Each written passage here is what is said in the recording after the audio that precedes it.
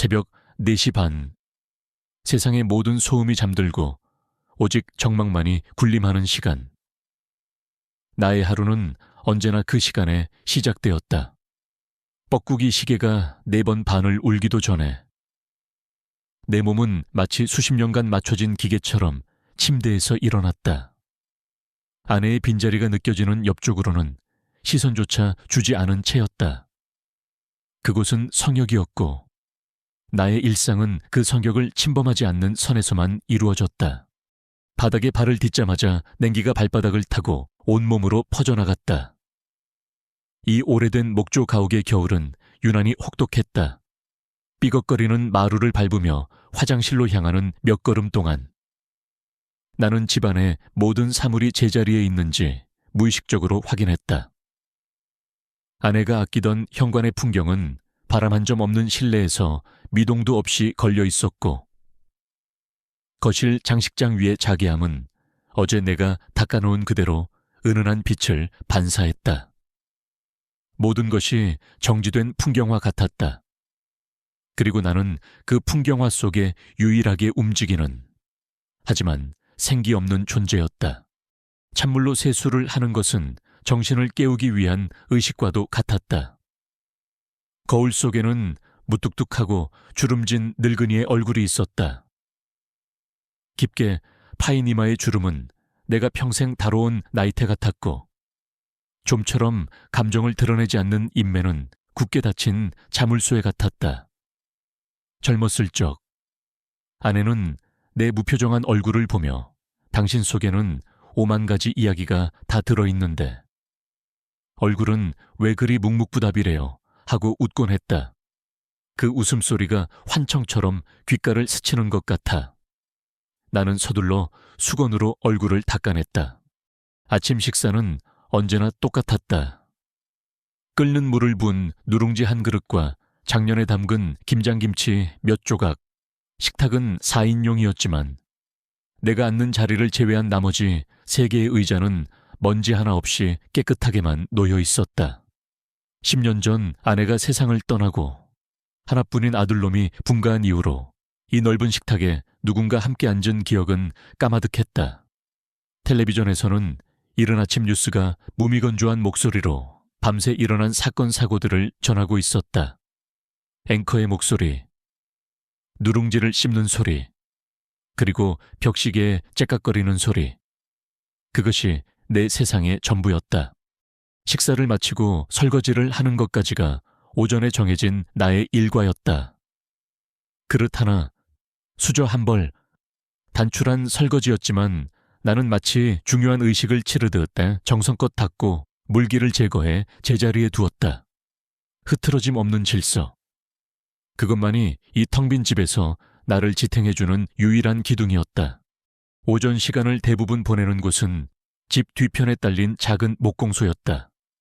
한때 박목수라는 내 이름 석자가 이 동네에서는 제법 알려졌었다. 섬세한 손길로 나무를 다듬고 생명을 불어넣는 내 기술을 사람들은 칭찬했다. 하지만 아내가 떠난 후 나는 공방의 문을 닫았다. 나무의 온기가 아내의 부재를 더욱 시리게 만들었고 무언가를 만들어낸다는 행위 자체가 공허하게 느껴졌다. 이제 공방은 나의 도피처이자 과거의 무덤이었다. 나는 그저 잘 닦인 연장들을 하염없이 바라보거나 오래된 나무 먼지 냄새를 맡으며 시간을 죽일 뿐이었다. 그날도 여느 때와 마찬가지로 공방 의자에 앉아 창밖에 앙상한 나뭇가지를 보고 있었다. 겨울의 끝자락이었지만 봄은 아직 멀어 보였다. 그때였다. 정적을 깨고 현관의 초인종이 요란하게 울렸다.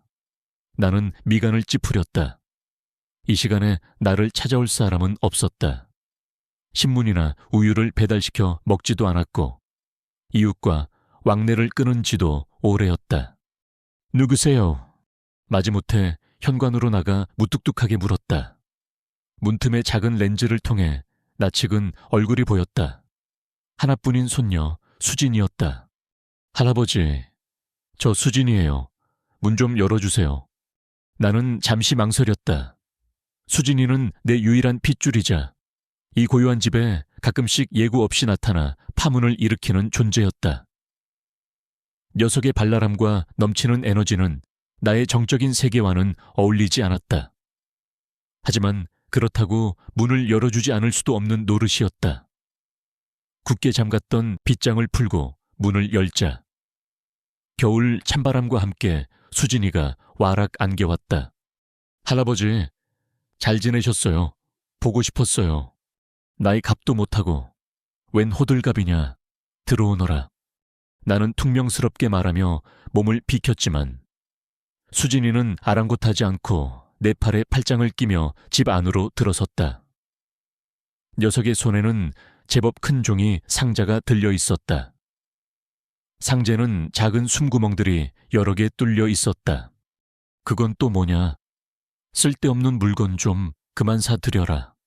에이, 할아버지, 이거 엄청 특별한 선물이에요. 수진이는 거실 한가운데에 상자를 내려놓고는 기대에 찬 눈으로 나를 바라봤다.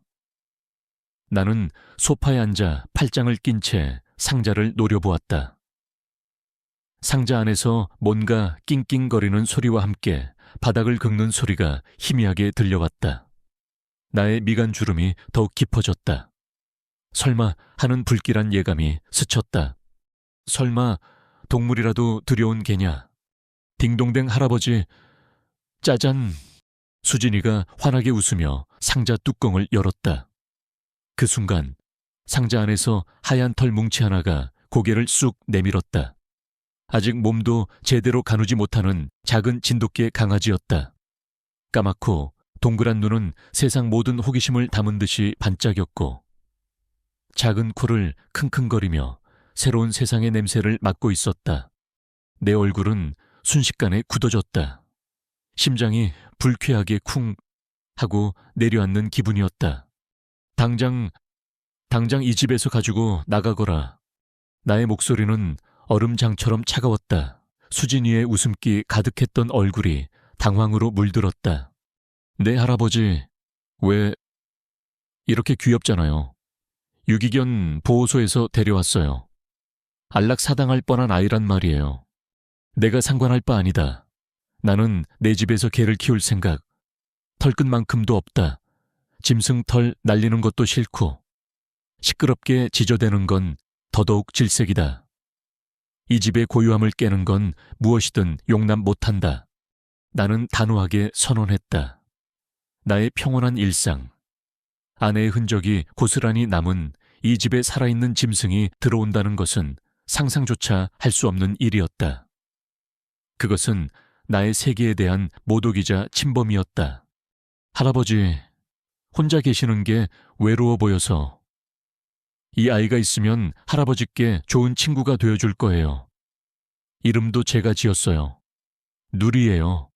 할아버지께 새로운 세상을 보여주라는 뜻으로. 시끄럽다. 친구 내겐 친구 따위 필요 없다. 이 집의 정적이 나의 유일한 벗이다. 어서 가지고 나가.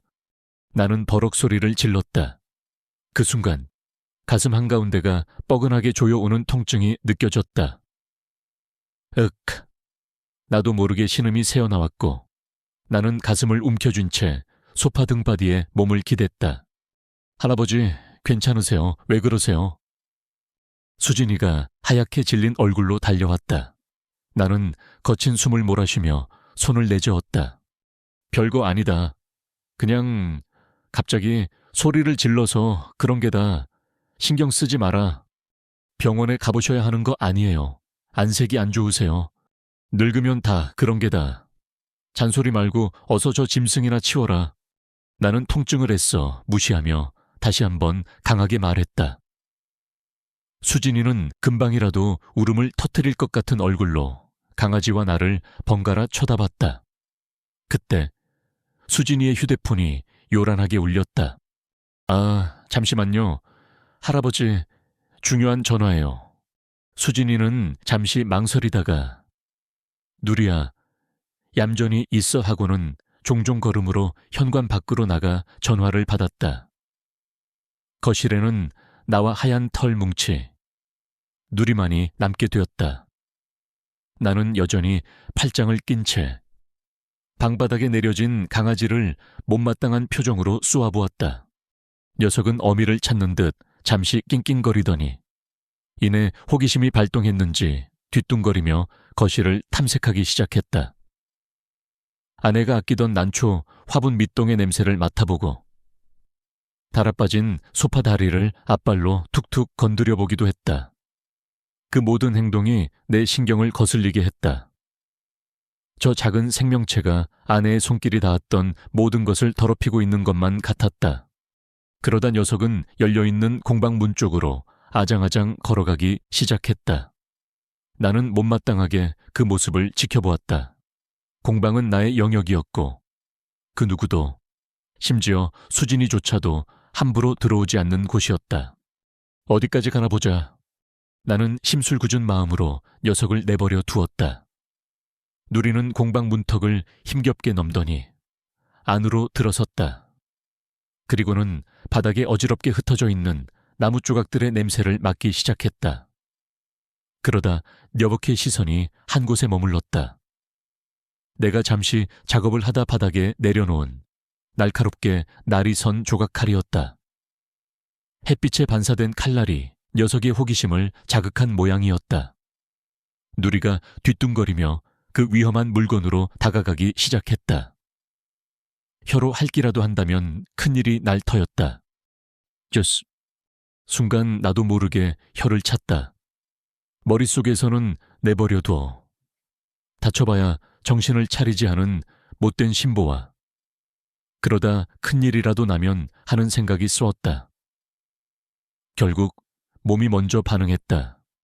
여히어스. 나는 자리에서 벌떡 일어나 성큼성큼 공방으로 걸어 들어갔다. 그리고 누리가 조각칼에 코를 박기 직전 낚아채듯 칼을 집어들었다. 강아지는 갑자기 나타난 거대한 그림자에 놀라 엉덩방아를 찌으며 뒤로 나자빠졌다. 그 모습을 보니 어이가 없어 헛웃음이 나올 뻔했다. 쓸데없는 것만 건드리는군. 이놈의 집구석에 발 들여놓은 것부터가 말썽이야. 나는 퉁명스럽게 중얼거리며 조각칼을 연장 상자에 던져 넣었다. 그러다 나의 시선이 공방 가장 높은 선반 위에 놓인 낡은 나무 상자에 머물렀다. 자물쇠로 잠겨있고 두꺼운 먼지가 뽀얗게 쌓여있는 상자. 내가 직접 백송으로 만들고 아내가 좋아하던 난초 무늬를 섬세하게 조각해 넣은 함이었다. 그 안에는 내가 가장 아끼던 연장들과 아내에게 주지 못한 미완성의 선물이 들어있었다. 아내가 떠난 후 단 한 번도 열어본 적 없는 판도라의 상자였다. 상자를 보는 순간 잊고 있던 가슴의 통증이 다시 희미하게 느껴지는 듯했다. 나는 마치 불에 댄 사람처럼 상자에서 시선을 거두었다. 과거의 기억은 날카로운 조각칼과 같아서 잘못 건드리면 마음을 깊게 베어버리곤 했다. 그때 수진이가 전화를 끊고 조심스럽게 안으로 들어왔다. 할아버지, 저 과사무실에서 급하게 오라고 해서 가봐야 할 것 같아요. 그럼 잘 됐구나. 그 강아지도 데리고 어서 가보거라. 나의 말에 수진이의 표정이 다시 어두워졌다. 녀석은 입술을 깨물며 망설이다가 결심한 듯 말했다. 할아버지, 딱 일주일만요. 딱 일주일만 누리를 맡아주시면 안 될까요? 그 사이에 제가 다른 곳을 알아볼게요. 지금 당장 이 아이를 데리고 갈 곳이 없어요. 보호소로 다시 보내면 바로 안락사당할 거예요. 수진이는 금방이라도 눈물을 쏟을 듯한 눈으로 나를 올려다보았다. 나는 대답 대신 굳게 입을 다물었다. 거절의 의미였다. 하지만 수진이는 포기하지 않았다. 제가 매일 와서 돌볼게요. 할아버지는 그냥 집에만 있게 해주세요. 제발요, 할아버지. 수진이는 거의 애원하고 있었다. 나는 고개를 돌려버렸다. 하지만 귓게 맴도는 녀석의 울먹이는 목소리와 아까 엉덩방아를 찢던 작은 털 뭉치의 모습이 동시에 떠올라 마음이 복잡했다. 결국 수진이는 나의 침묵을 멋대로 긍정으로 해석했다. 감사합니다. 할아버지, 정말 감사해요. 제가 최대한 빨리 다시 올게요. 수진이는 강아지용 사료와 배변 패드가 든 가방을 내려놓고는 내게 인사를 하는 둥 마는 둥 허둥지둥 집을 나섰다. 쾅 하고 현관문이 닫히는 소리가 들리고 나서야 나는 상황을 파악했다. 집 안에는 다시 정적이 흘렀다. 하지만 이전과는 다른 어색하고 불편한 정적이었다. 그 정적 속에서 거실 한가운데 남겨진 작은 강아지가 어미를 찾는 듯 잦고 애처롭게 낑 하고 우는 소리가 유난히 크게 들려왔다. 나는 텅 빈 거실에 선 채 그 작은 침입자를 내려다보았다. 수십 년간 굳건했던 나의 성벽에 작지만 분명한 균열이 생기기 시작한 순간이었다. 내 마음의 길고 긴 겨울은 그렇게 예고도 없이 찾아온 작은 생명체로 인해 끝을 알 수 없는 변화를 맞이하고 있었다. 수진이가 억지로 떠맡기고 간 그 작은 생명체. 누리와의 동거는 어색함을 넘어선 하나의 고역이었다. 나는 의도적으로 녀석을 무시하는 것으로 나의 완고한 반대 의사를 표현했다. 아침에 일어나면 밤새 낑낑거리다 지쳐 잠든 녀석의 곁을 못 본 척 지나쳐 내 일과를 시작했다. 수진이가 놓고 간 사료 봉투를 열어 플라스틱 그릇에 대충 쏟아주고 배변 패드를 말없이 갈아주는 것이 내가 녀석에게 베푸는 유일한 자비였다. 그 외의 시간에는 녀석을 투명인간 취급했다. 누리는 그러나 나의 그런 냉대를 아는지 모르는지 해맑기만 했다. 녀석은 뒤뚱거리는 걸음으로 집안 구석구석을 탐험했고 내가 소파에 앉아 멍하니 텔레비전을 볼 때면 어느새 다가와 내 발치에 웅크리고 잠이 들곤 했다. 그럴 때마다 나는 발을 슬쩍 빼내 자리를 옮겼다. 녀석의 따뜻한 천이 내게 옮겨오는 것조차 불쾌하게 느껴졌기 때문이다. 한 번은 녀석이 어디선가 굴러다니던 내 낡은 양말 한 짝을 물고 와서는 놀아달라는 듯이 내 앞에 내려놓고 꼬리를 흔들었다. 까맣고 동그란 눈이 기대감으로 반짝였다. 나는 그 눈을 마주보지 않았다. 대신 아무 말 없이 일어나 양말을 집어 쓰레기통에 던져버렸다. 녀석은 잠시 어리둥절한 표정으로 나를 쳐다보다가 이내 시무룩해져 제자리로 돌아가 웅크렸다. 그 모습을 보며 나는 정말 아주 희미한 죄책감 같은 것을 느꼈지만 이내 고개를 저어 떨쳐버렸다. 정들면 안 돼. 정을 주는 순간 내 세상의 질서는 무너진다. 수진이는 약속대로 거의 매일같이 들렀다. 녀석은 학교를 마치고 오는 길에 강아지용 간식이나 장난감을 사들고 와 누리와 한참을 놀아주었다. 할아버지, 우리 누리 좀 보세요. 이렇게 똑똑하다니까요. 손화니까 아빠를 딱 주잖아요. 수진이가 아무리 살갑게 말을 걸고 누리의 재롱을 보여주려 애써도 나의 대답은 그래 와 같은 단답형이거나 혹은 침묵일 뿐이었다. 나는 손녀의 그 지극정성마저도 나의 평화를 깨는 소음으로 여겼다. 수진이는 그런 나의 태도에 매번 서운한 기색을 내비쳤지만 이내 포기하고 누리를 돌보는 데에만 집중했다. 그렇게 불편하고 위태로운 동거가 몇 주간 이어졌다. 운명의 그날 밤은 유난히 바람이 거셌다. 오래된 목조 가옥은 밤새 우는 소리를 냈다. 창문은 덜컹거렸고 바람은 벽의 틈새를 비집고 들어와 서늘한 기운을 실내에 흩뿌렸다. 나는 저녁을 먹고 공방에 앉아 한참을 멍하니 있다가 평소처럼 잠자리에 들었다. 누리는 이제 제법 자리를 정했는지 거실 소파 밑에 깔아준 낡은 담요 위에서 웅크리고 있었다. 방문을 닫기 전 나는 무심코 녀석을 한번 흘끗 보았다. 녀석이 고개를 들어 나를 쳐다보는 것 같았지만 나는 그대로 문을 닫아버렸다. 그것이 그날 밤 나의 마지막 기억이었다. 나는 꿈을 꾸고 있었다. 아주 오랜만에 아내가 꿈에 나왔다. 우리는 젊은 시절 이 집을 처음 짓고 이사 왔던 날의 모습이었다. 아내는 하얀 원피스를 입고 햇살 가득한 마당에서 한박웃음을 짓고 있었다. 여보, 우리 여기서 평생 행복하게 살아요. 아내의 목소리가 솜사탕처럼 달콤했다. 나도 마주 웃었다. 모든 것이 평화롭고 따뜻했다. 그런데 어쩐지 점점 숨이 가빠웠다. 아내의 모습이 안개처럼 흐릿해지기 시작했다. 주위의 모든 것이 뿌옇게 변하고 목이 타는 듯한 갈증이 느껴졌다. 굴럭, 굴럭. 꿈속에서조차 기침이 터져나왔다. 나는 무언가 잘못되었다는 것을 어렴풋이 느꼈지만 깊은 잠과 현실의 경계에서 헤어나올 수가 없었다. 그 시각, 현실의 집은 지옥으로 변하고 있었다. 시작은 아주 사소했다.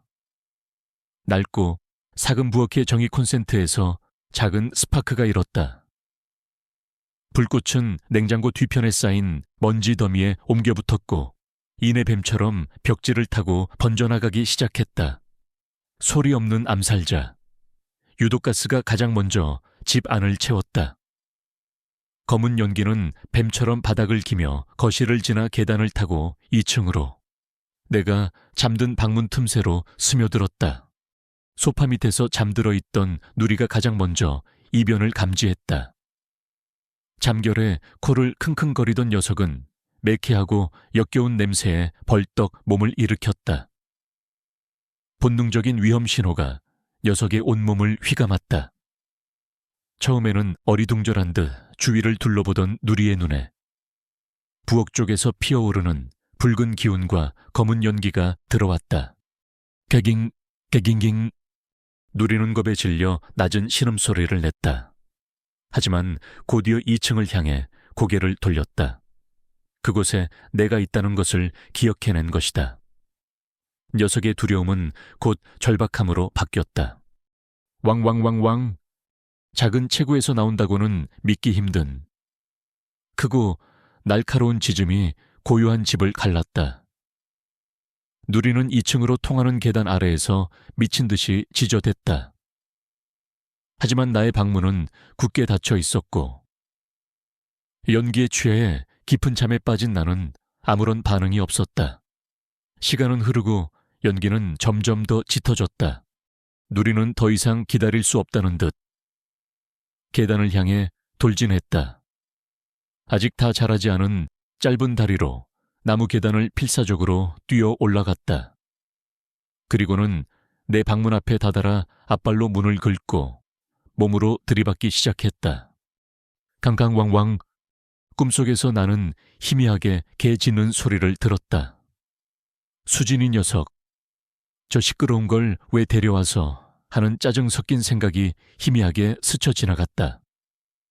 몸을 움직여 일어나야 한다고 생각했지만 이상하게 몸이 천근망은 무거웠다.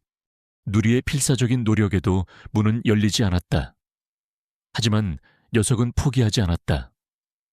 낡은 문고리가 헐거워져 있다는 것을 우연히 발견한 것인지 누리는 이제 앞발로 문고리 쪽을 긁어대며 매달리기 시작했다.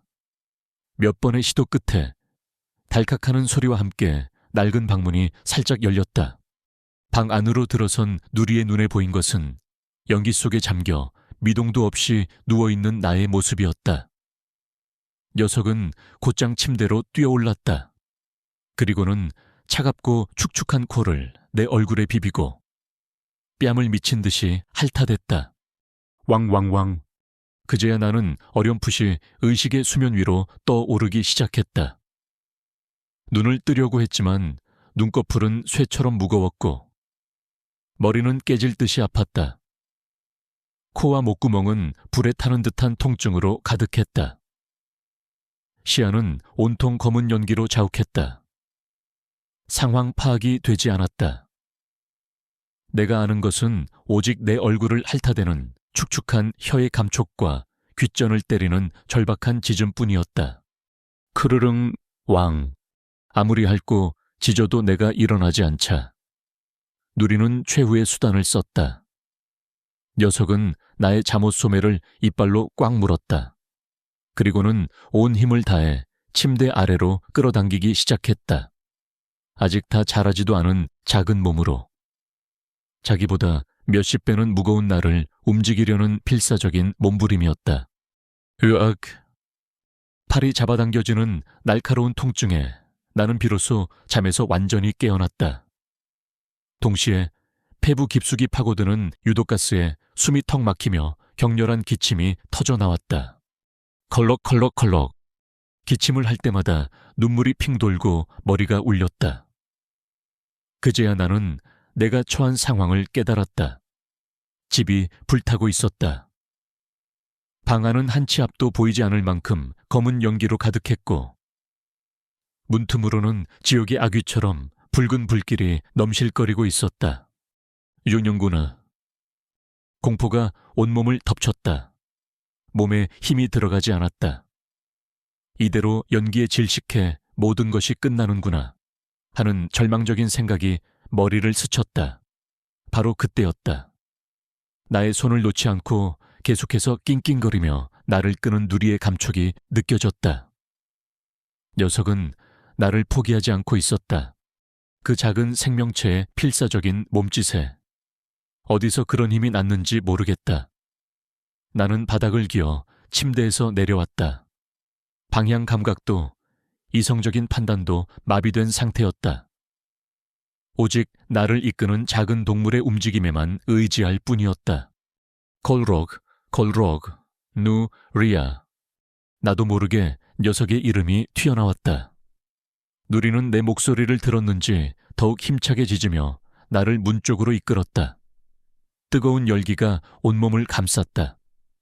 나무 타는 소리, 무언가 무너져 내리는 파열음이 귓전을 때렸다. 우리는 함께 지옥의 복도를 기어갔다. 나는 몇 번이나 정신을 잃을 뻔했지만 그때마다 누리가 내 얼굴을 핥고 지저대며 정신을 차리게 했다. 마침내 현관문에 다다랐을 때 나는 마지막 남은 힘을 쥐어짜 문고리를 돌렸다. 문이 열리고 차가운 밤 공기가 폐부로 쏟아져 들어오는 순간 나는 그대로 정신을 잃었다. 의식이 끊어지기 직전 내 귓귀에는 누리의 지친 짖음과 멀리서 들려오는 사이렌 소리가 희미하게 맴돌았다. 눈을 떴을 때 가장 먼저 보인 것은 새하얀 천장이었다. 코에서는 규칙적으로 삐삐하는 기계음이 들려왔고 코에는 산소 호흡기가 씌워져 있었다. 소독약 냄새가 코를 찔렀다. 병원이었다. 할아버지, 정신이 드세요. 옆에서 울음 섞인 목소리가 들려왔다. 고개를 돌리자 퉁퉁 부은 눈으로 나를 내려다보는 수진이가 있었다. 녀석의 얼굴은 눈물과 걱정으로 엉망이었다. 수진아. 목소리가 제대로 나오지 않았다. 목이 찢어질 듯이 아팠다. 말하지 마세요. 할아버지, 아무 말도 하지 마세요. 수진이는 내 손을 꼭 잡으며 눈물을 뚝뚝 흘렸다. 잠시 후 의사와 간호사가 들어왔다. 의사는 내 눈꺼풀을 뒤집어 보고 청진기로 가슴 소리를 듣는 등 몇 가지 검사를 하더니 근엄한 표정으로 말했다. 박민준 어르신, 정말 천운이십니다. 조금만 늦었어도 아주 위험할 뻔했습니다. 심각한 영이 흡입으로 인한 일산화탄소 중독 상태였습니다. 며칠간은 안정을 취하셔야 합니다. 나는 말없이 의사를 바라보았다. 어떻게 된 일인지 기억이 뒤죽박죽이었다. 꿈과 현실이 구분되지 않았다. 의사는 내 옆에 선 수진이를 보며 말을 이었다. 소방관들이 그러더군요. 강아지가 아니었으면 어르신을 발견하지 못했을 거라고요. 이웃들이 개 짖는 소리를 듣고 이상하게 여겨 신고했고 소방관들이 도착했을 때도 강아지가 현관문 앞에서 쓰러진 어르신 곁을 지키고 있었다고 합니다. 그 작은 녀석이 어르신의 목숨을 구한 겁니다. 기적이에요. 정말 의사의 말이 망치처럼 내 머리를 내리쳤다. 강가지가 나를 구했다고. 순간 의식이 끊어지기 전에 마지막 장면이 섬광처럼 뇌리를 스치고 지나갔다. 나를 끌어당기던 잠옷 소매의 감촉, 절박하게 지저대던 소리. 불길 속에서 나를 이끌던 작은 몸짓, 그 모든 것이 현실이었던 것이다. 내가 그토록 경멸하고 무시하고 내쫓으려 했던 그 작은 생명체가 자신의 목숨을 걸고 나를 구했다. 나는 나의 세계를 지키기 위해 녀석을 밀어냈지만 녀석은 나의 세계가 무너지는 순간에 뛰어들어 나를 끄집어냈다. 의사와 간호사가 나가고 병실에는 다시 수진이와 나 단둘이 남았다. 수진이는 여전히 내 손을 잡은 채 조용히 울고 있었다. 누리는 괜찮으냐? 나는 갈라지는 목소리로 힘겹게 물었다. 내 입에서 누리의 안부를 묻는 말이 나왔다는 것에 나 자신도 놀랐다. 수진이는 고개를 끄덕였다. 네, 괜찮아요. 연기를 좀 마셔서 동물병원에 있는데 금방 괜찮아질 거래요. 할아버지를 구하고 자기도 지쳐서 쓰러졌었대요. 그 말을 듣는 순간 무언가 뜨거운 것이 목구멍으로 치밀어 올랐다. 나는 황급히 고개를 돌려 창밖을 보았다. 눈물이 흐르는 것을 손녀에게 보이고 싶지 않았다. 수십 년간 굳어있던 내 마음의 빙벽에 거대한 망치가 내리쳐진 기분이었다. 산산조각난 얼음들 사이로 이제껏 느껴보지 못했던 감정이 파도처럼 밀려 들어왔다. 그것은 고마움이나 미안함 같은 단순한 감정이 아니었다.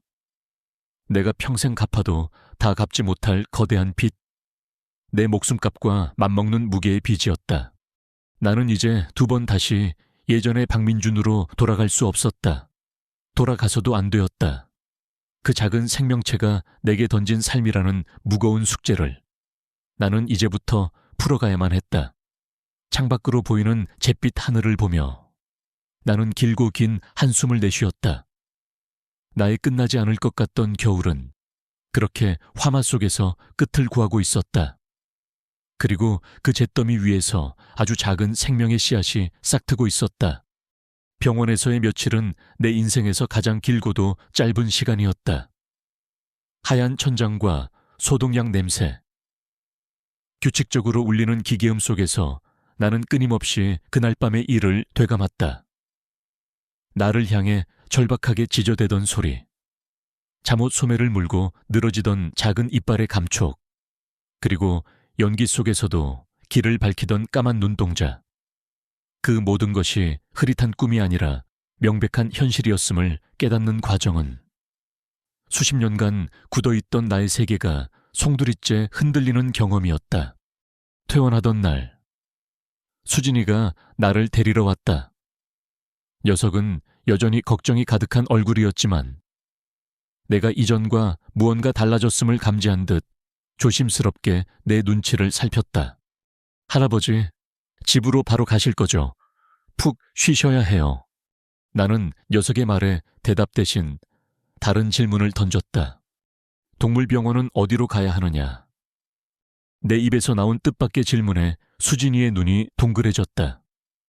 네 누리요 하고 되묻는 목소리에는 놀라움이 가득했다. 나는 말없이 고개를 끄덕였다. 더 이상의 설명은 필요 없었다. 우리는 집이 아닌 시내의 작은 동물병원으로 향했다. 유리창 너머 케이지 안에 웅크리고 있던 누리는 우리를 보자마자 벌떡 일어났다. 녀석은 꼬리가 보이지 않을 정도로 흔들어대며 낑낑거리는 소리를 냈다.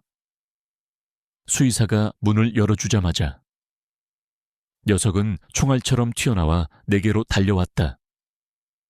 그리고는 내 다리에 매달려 킁킁거리며 냄새를 맡고 내 손을 핥아댔다. 평소 같았으면 질색하며 다리를 뺐을 테지만 나는 그 자리에 우뚝 서서 녀석이 하는 대로 내버려 두었다. 나는 천천히 몸을 숙여 녀석과 눈을 맞췄다. 까맣고 맑은 눈동자. 그 안에는 어떠한 계산도, 원망도 없이 오직 순수한 반가움과 신뢰만이 가득했다. 나는 조심스럽게, 아주 어색하게 손을 뻗어 녀석의 머리를 쓰다듬었다.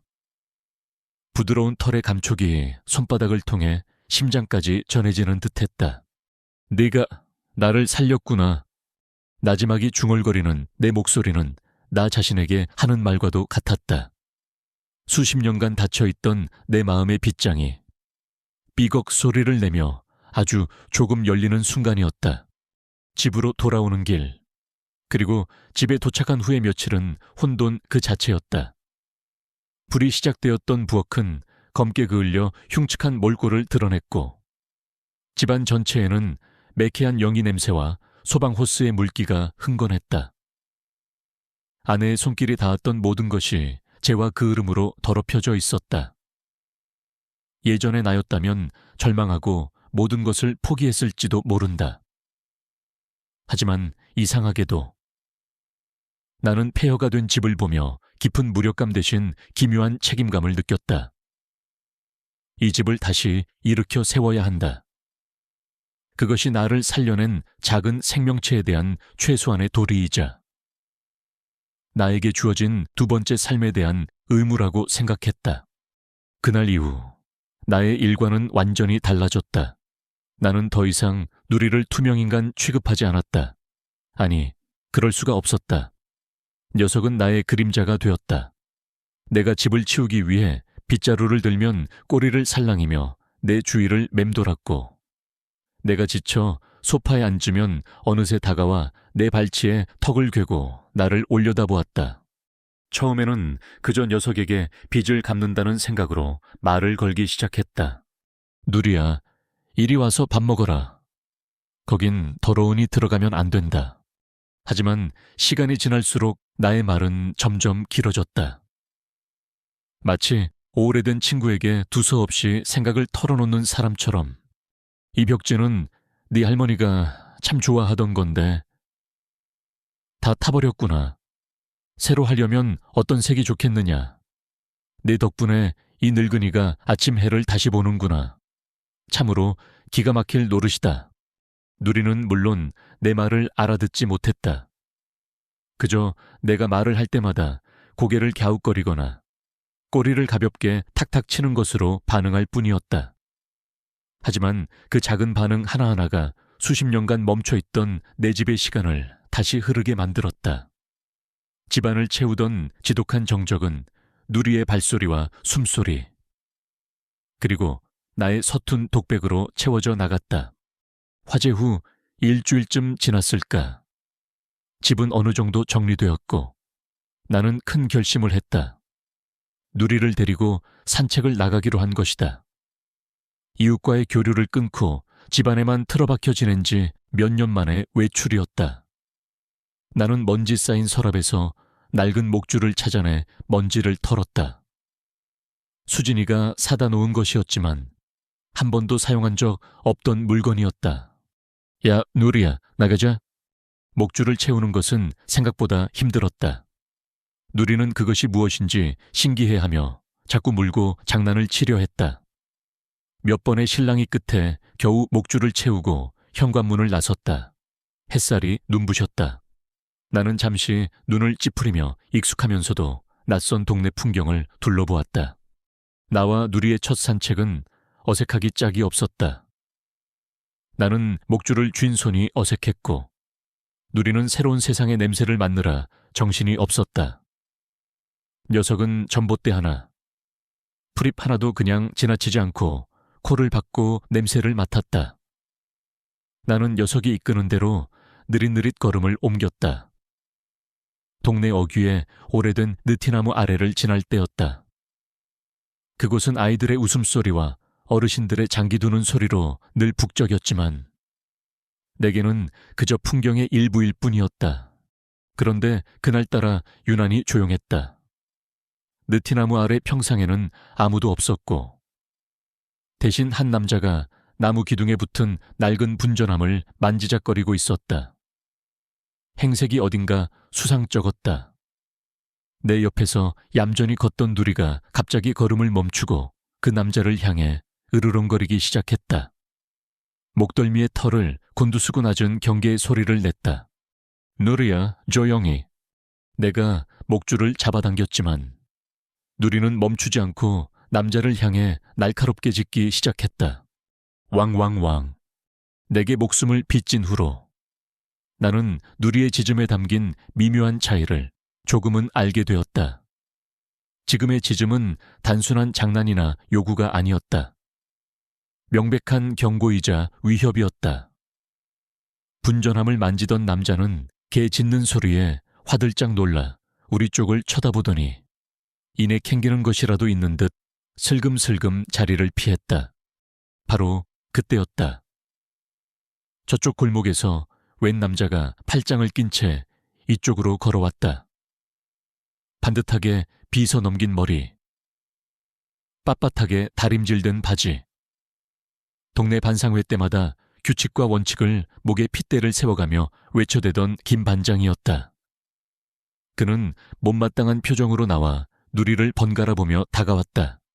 박 선생, 이게 지금 무슨 소라니오개를 데리고 나왔으면 입마개를 씌우든지 목줄을 단단히 잡고 통제를 해야 할 것 아니오. 동네 사람들 다 놀라지 않소. 김 반장은 다짜고짜 나를 나무랐다. 그의 목소리에는 규칙을 어긴 자에 대한 비난과 개라는 동물 자체에 대한 뿌리 깊은 불신이 섞여 있었다. 예전의 나였다면 대꾸할 가치도 못 느껴 무시하고 지나쳤을 것이다. 하지만 이제 내 곁에는 나를 지켜준 존재가 있었다. 걔가 이유 없이 짖는 짐승이 아니오. 김 반장, 저기 저 사람이 뭔가 수상한 짓을 하니 짖는 게지. 나는 달아나는 남자의 뒷모습을 턱으로 가리키며 받아쳤다. 내 강경한 태도에 김 반장의 눈이 조금 커졌다. 그는 내가 이렇게 정면으로 반박하리라고는 예상치 못한 듯했다. 수상한 짓이라니 사람을 뭘로 보고 함부로 말하는 거요. 그리고 설령 그렇다 한들 걔가 시끄럽게 지저대면 동네 질서가 어지러워지는 건 마찬가지 아니오. 사람의 질서보다 중요한 게 있을 수도 있는 법이지. 나와 김 반장 사이에 팽팽한 신경전이 벌어지려는 순간 골목 끝에서 매끈한 검은색 승용차 한 대가 소리 없이 다가와 멈춰 섰다. 운전석 문이 열리고 말쑥한 양복 차림의 중년 남자가 내렸다. 그는 사람 좋은 미소를 지으며 아까 그 수상쩍은 남자의 어깨에 자연스럽게 손을 얹었다. 둘이 한패라는 것을 대놓고 보여주는 행동이었다. 어르신들, 좋은 날에 왜들 그러십니까? 하하. 그는 최 사장이라고 자신을 소개했다. 번지르르한 얼굴과 기름진 목소리. 나는 첫눈에 그가 어떤 부류의 인간인지 직감할 수 있었다. 그는 자신을 이 낙후된 동네를 발전시키기 위해 온 개발업자라고 소개했다. 제가 이 동네를 쭉 둘러봤는데 참 안타깝더군요. 이렇게 좋은 입지에 아직도 이런 낡은 집들이 방치되어 있다니. 어르신들의 자산 가치를 위해서라도 하루빨리 현대적인 아파트 단지로 재개발해야 합니다. 최 사장은 발전, 자산 가치 같은 뜬구름 잡는 단어들을 써가며 자신의 계획을 포장했다. 김 반장은 그의 말에 귀가 솔깃해진 듯 조금 전까지의 기세는 온데간데 없이 고개를 주걱거리고 있었다. 하지만 나는 그의 말 곳곳에 숨겨진 이 동네의 역사와 삶에 대한 깊은 경멸을 느낄 수 있었다. 최 사장은 한층 더 목소리를 높이며 말했다. 그의 시선이 나를 포함한 동네의 낡은 집들을 경멸적으로 훑었다. 솔직히 이 동네 집들 다 낡아빠진 목조 가옥 아닙니까? 비만 오면 곰팡이 냄새나 나고 언제 무너져도 이상하지 않을 집들이죠. 이런 건 빨리 허물고 번듯한 새 아파트를 지어야 가치가 오르는 겁니다. 그의 마지막 말이 내 가슴의 영린을 건드렸다. 낡아빠진 목조 가옥, 언제 무너져도 이상하지 않을 집, 수십 년간 나무를 만지고 나무와 함께 숨쉬며 살아온 내 인생 전체를 모욕하는 말이었다. 불길 속에서조차 나를 품어주었던 이 집을, 아내와의 추억이 모든 기둥과 석가래에 스며 있는 이 집을 한낱 폐가 취급하는 것을 참을 수 없었다. 나는 나를 향해 짚고 있는 누리의 목줄을 단단히 잡았다. 그리고 차갑게 식은 눈으로 최 사장을 정면으로 응시했다. 내 안에 잠들어 있던 장인 박민준이 깨어나는 순간이었다. 젊은 양반, 뭘 한참 모르고 하는 소리군.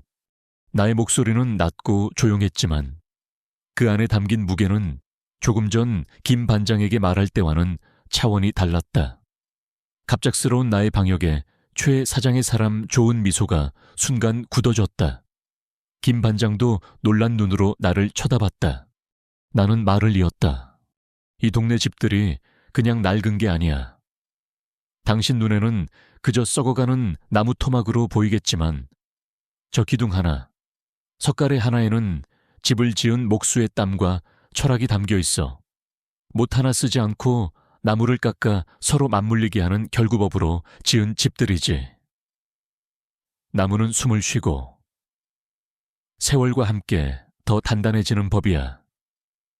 100년을 버티는 소나무 기둥이 왜 낡았다고 생각하나? 그건 세월의 멋이지.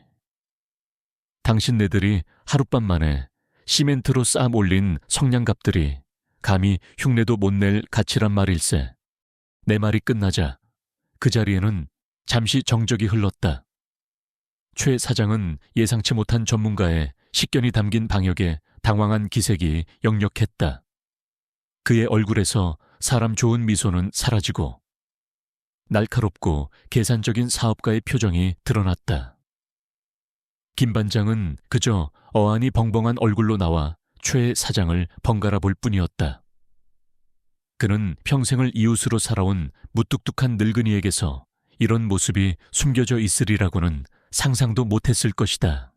하하, 어르신 나무에 대해 조예가 깊으시군요. 제가 실언을 했습니다.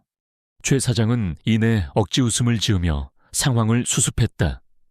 그는 내게 명함 한 장을 건네며 나중에 다시 한번 정식으로 인사드리겠습니다. 라는 말을 남기고는 서둘러 자신의 채 올라탔다.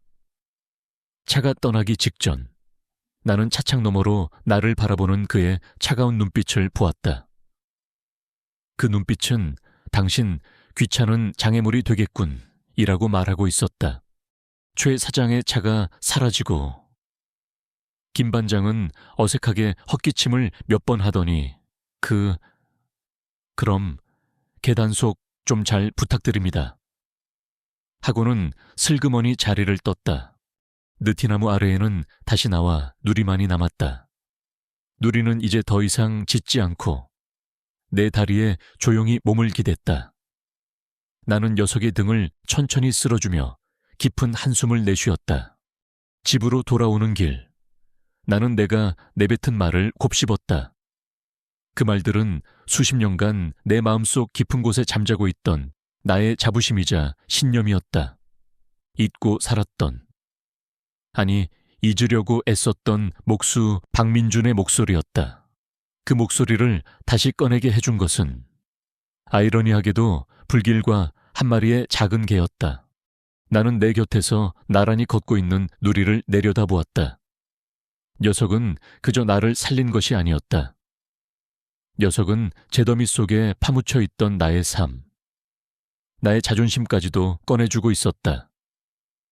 그리고 나는 직감했다. 방금 전의 만남은 그저 시작일 뿐이라는 것을.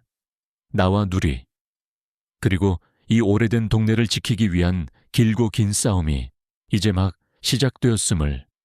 최 사장과의 대면 이후 내 안에서는 무언가 꿈틀거리기 시작했다. 그것은 잊고 살았던, 아니 억지로 묻어두었던 감정이었다. 분노와 함께 찾아온 기묘한 활력, 내 것을 지켜야 한다는 투지였다. 그의 경멸적인 눈빛은 역설적이게도 내 삶의 가치를 스스로에게 증명해 보이고 싶다는 욕구를 불태웠다. 이 집, 이 동네, 그리고 수십 년간 나무와 함께 쌓아온 나의 인생은 결코 그가 말하는 것처럼 낡아빠진 것이 아니었다. 이 모든 생각의 중심에는 늘 누리가 있었다. 녀석이 아니었다면 나는 아마 재개발 보상금이나 받아들고 쓸쓸히 요양원으로 들어갔을지도 모를 일이다. 녀석은 내게 두 번째 삶뿐만 아니라 그 삶을 지켜낼 이유까지도 함께 던져준 셈이었다. 나는 녀석에게 진 빚을 갚고 싶었다. 단순히 사료를 주고 산책을 시켜주는 것을 넘어서 나의 온 마음과 기술을 담아 무언가를 해주고 싶었다. 그 생각은 자연스럽게 나를 공방으로 이끌었다. 아내가 떠난 후 굳게 닫아두었던 나의 세계. 문을 열자 10년의 세월이 쌓인 먼지와 함께 오래된 소나무 냄새, 송진 냄새가 훅 끼쳐왔다. 모든 것이 멈춰 있었다. 작업대 위에는 만들다 만 작은 의자가 그대로 놓여 있었고 벽에 걸린 연장들 위로는 거미줄이 희미하게 쳐져 있었다. 이곳은 나의 왕국이었고 나의 성지였으며 동시에 나의 무덤이었다. 누리가 내 뒤를 따라 공방 안으로 들어왔다. 녀석은 낯선 공간의 냄새를 맡느라 코를 킁킁거리며 돌아다녔다. 녀석의 작은 발소리가 울리는 것을 들으며 나는 작업대 표면을 손으로 쓸어보았다. 수만 번의 대패질과 끌질로 닳고 파인 자국들, 그 상처 하나하나에 나의 젊음과 아내와의 추억이 새겨져 있었다. 여기서 밤새워 가구를 만들 때면 아내는 따뜻한 차를 들고 와 내 어깨를 주물러 주곤 했다. 여보, 손 좀 쉬어가면서 해요. 다정한 목소리가 환청처럼 들려오는 듯했다. 가슴 한쪽이 아리다게 저려왔다. 나는 고개를 흔들어 과거의 그림자를 떨쳐냈다. 그리고 공방 가장 높은 선반을 올려다보았다. 그곳에 나의 가장 깊은 슬픔과 후회가 봉인된 채 놓여있는 낡은 백송 상자가 있었다. 먼지를 뽀얗게 뒤집어 쓴 채 마치 아무도 열어주길 원치 않는다는 듯 묵묵히 그 자리를 지키고 있었다. 나는 결심했다. 이제는 저 상자를 열어야 할 때라고. 낡은 사다리를 딛고 올라가 상자를 내렸다. 생각보다 묵직했다.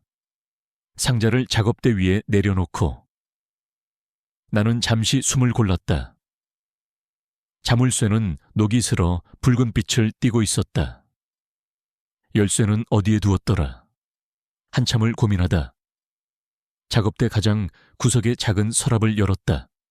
온갖 잡동사니들 밑에서 손때 묻은 작은 열쇠 하나가 모습을 드러냈다. 떨리는 손으로 열쇠를 자물쇠에 꽂고 돌렸다.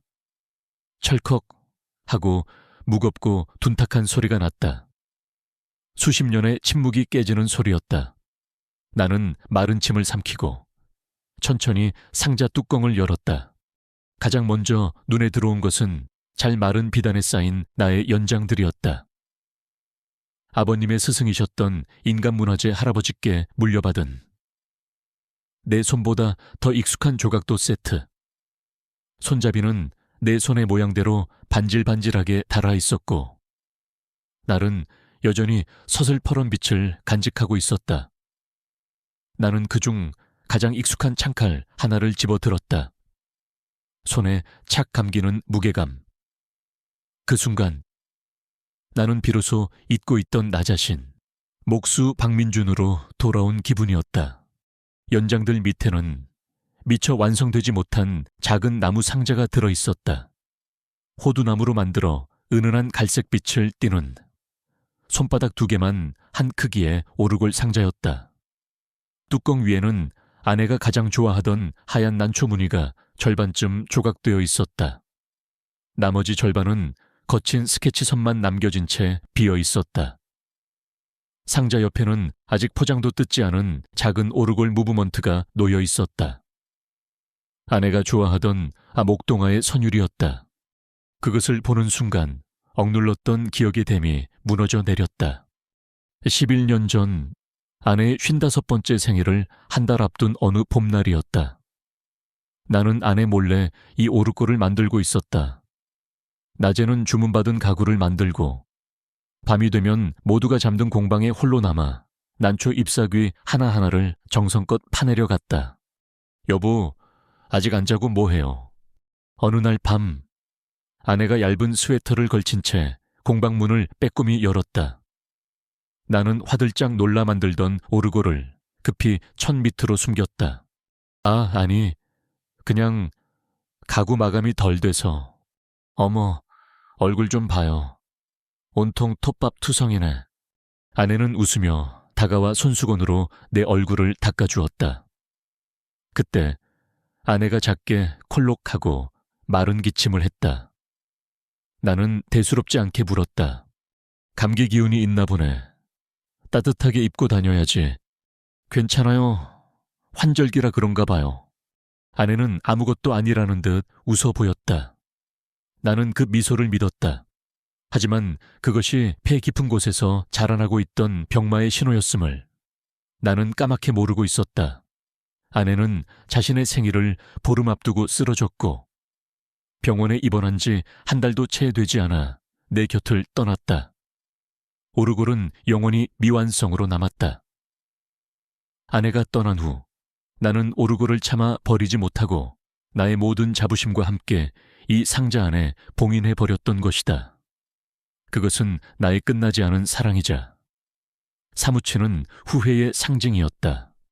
과거의 기억에 젖어 눈가가 뜨거워질 때쯤 무언가 부드러운 것이 내 손등을 툭 쳤다. 정신을 차려보니 누리가 내 곁에 다가와 걱정스러운 눈으로 나를 올려다보며 꼬리를 살랑이고 있었다. 녀석의 축축한 코가 다시 한번 내 손등에 닿았다. 그 따뜻한 감촉이 나를 고통스러운 과거에서 현실로 끌어냈다. 나는 미완성의 오르골과 누리를 번갈아 보았다. 그리고 조용히 결심했다. 과거에 갇혀 사는 것은 이제 그만두자. 아내에게 주지 못한 이 사랑과 정성을 이제는 나를 새로운 세상으로 이끌어준 이 작은 생명체에게 쏟아주자. 나는 오르골을 다시 상자에 넣고 굳은 결심으로 자리에서 일어났다. 누리야, 내가 너에게 세상에서 가장 멋진 집을 지어주마. 그날부터 나의 공방은 다시 생기를 찾기 시작했다. 나는 더 이상 무기력하게 앉아 시간을 죽이지 않았다. 먼저 누리의 집을 설계하기 시작했다. 그냥 비바람만 피할 수 있는 네모난 상자를 만들 생각은 추호도 없었다. 이왕 만들배야. 나의 모든 기술과 철학을 담은 하나의 작품을 만들고 싶었다.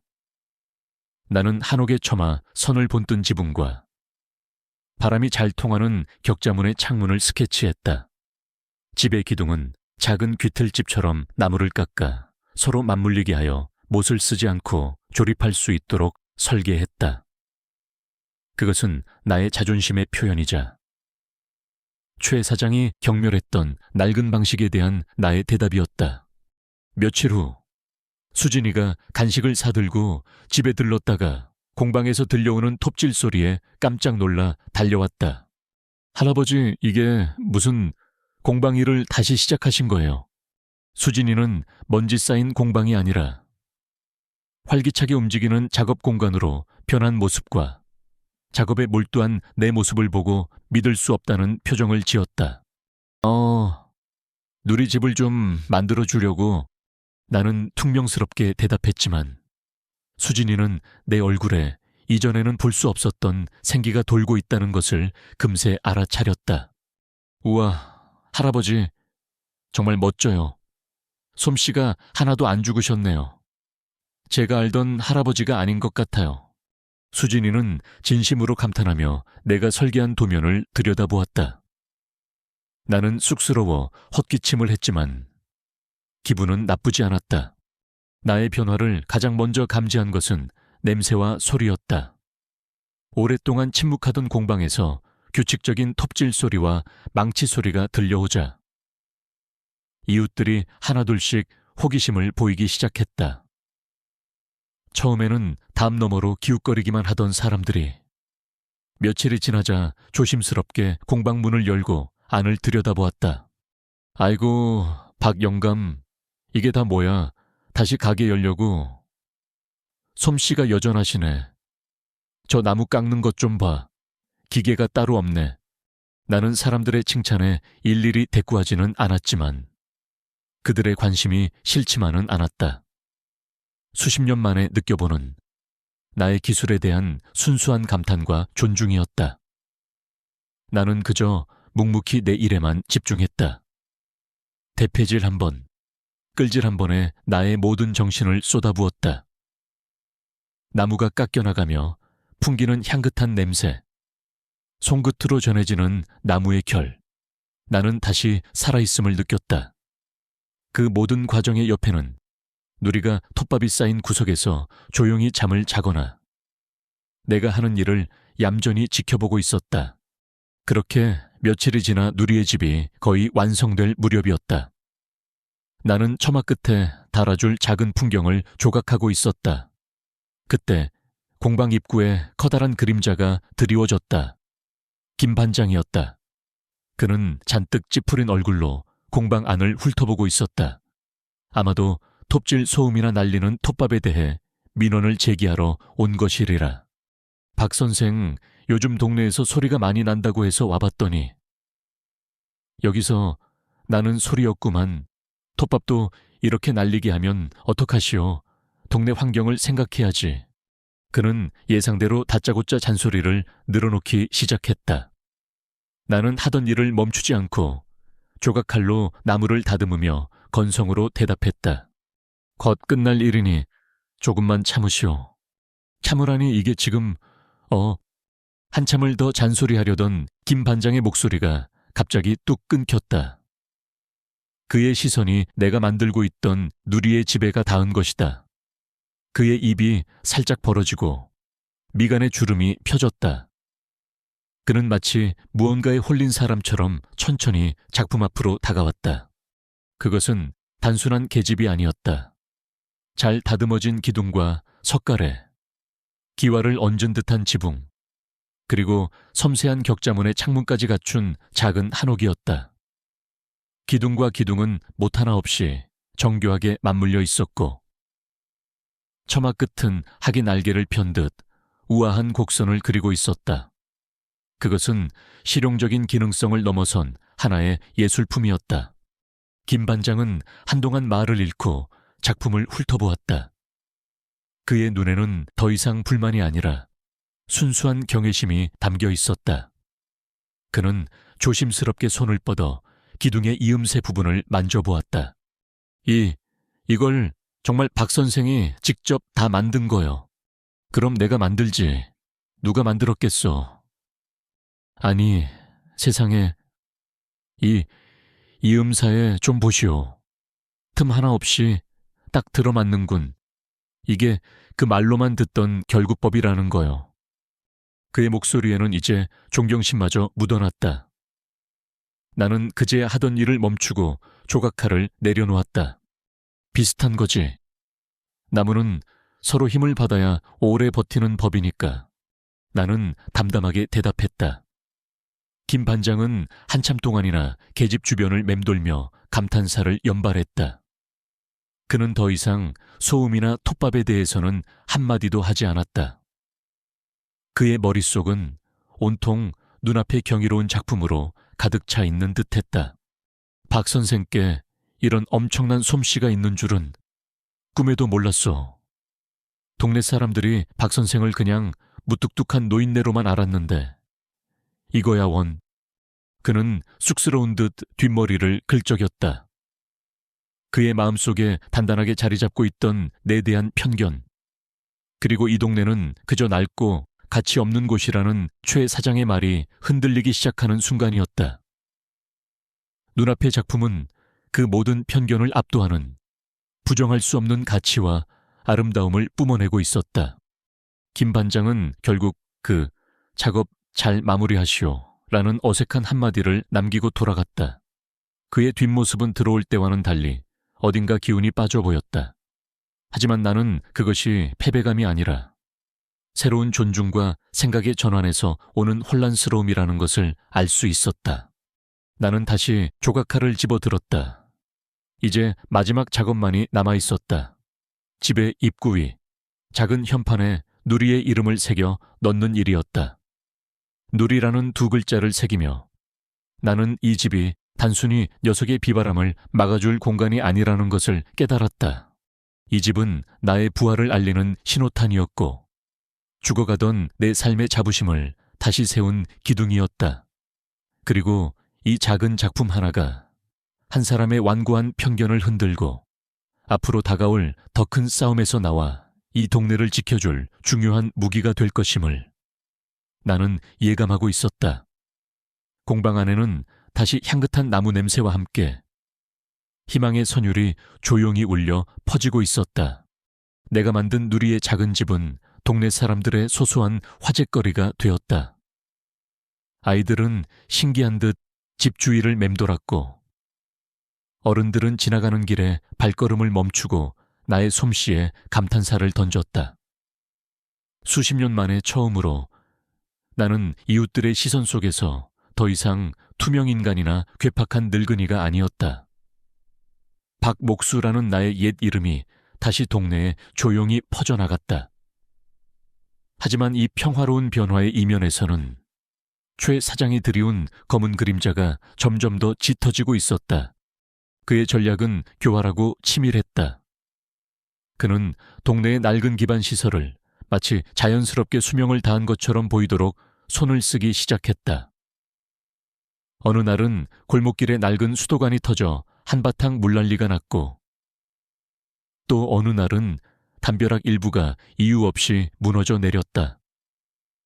모두 초의 사장의 수하들이 밤중에 몰래 저지른 짓이었지만 주민들은 그저 동네가 낡아서 그렇다고 수군거릴 뿐이었다. 불안감이라는 보이지 않는 곰팡이가 동네 구석구석으로 번져나갔다. 나는 무언가 잘못되었다는 것을 직감했지만 물증이 없었다. 나의 의심은 그저 노인의 망상으로 치부될 뿐이었다. 그러던 어느 날 동네 게시판마다 벽보가 나붙었다. 긴급 주민 설명회 개최, 우리 동네 재개발의 미래라는 거창한 제목 아래 설명회 장소는 동네의 낡은 주민회관으로 명시되어 있었다. 나는 벽보를 보는 순간 올 것이 왔음을 직감했다. 최 사장이 본격적으로 행동에 나선 것이다. 주민들의 불안감이 최고조에 달했을 때 그는 구세주인 척 나타나 자신의 계획을 밀어붙일 심산이었다. 설명회가 열리기로 한 날 저녁, 나는 착잡한 마음으로 옷을 챙겨 입었다. 하필이면 그날은 수진이가 시 외곽에서 치르는 중요한 자격증 시험 날이었다. 녀석은 며칠 전부터 걱정스러운 목소리로 내게 몇 번이나 전화를 걸어왔다. 할아버지, 꼭 가셔야겠어요. 왠지 불안해요. 그 최 사장이란 사람, 좋은 사람 같지 않아요. 그냥 할아버지는 빠지시면 안 돼요. 내가 가지 않으면 누가 가겠느냐. 이건 이제 나 한 사람만의 문제가 아니다. 나는 담담하게 말했지만 마음 한구석이 무거웠다. 이 싸움에 나서는 것이 나 혼자라는 사실이 어깨를 짓눌렀다. 내가 현관을 나서려 할 때 누리가 내 발치에 다가와 불안한 듯 낑낑거렸다. 녀석은 나의 긴장감을 고스란히 느끼고 있는 듯했다. 나는 잠시 망설이다가 녀석의 목에 목줄을 채웠다. 가자. 누리야, 너도 이 집의 가족이니 우리 싸움에 함께 가야지. 녀석은 내 말뜻을 알아들은 것처럼 내 옆에 바짝 붙어 든든하게 걷기 시작했다. 녀석의 작은 천이 내게 기묘한 용기를 주었다. 주민회관은 사람들로 북적였다. 희미한 백열등 아래 동네 사람들의 얼굴에는 기대와 불안, 탐욕과 의심이 뒤섞여 있었다.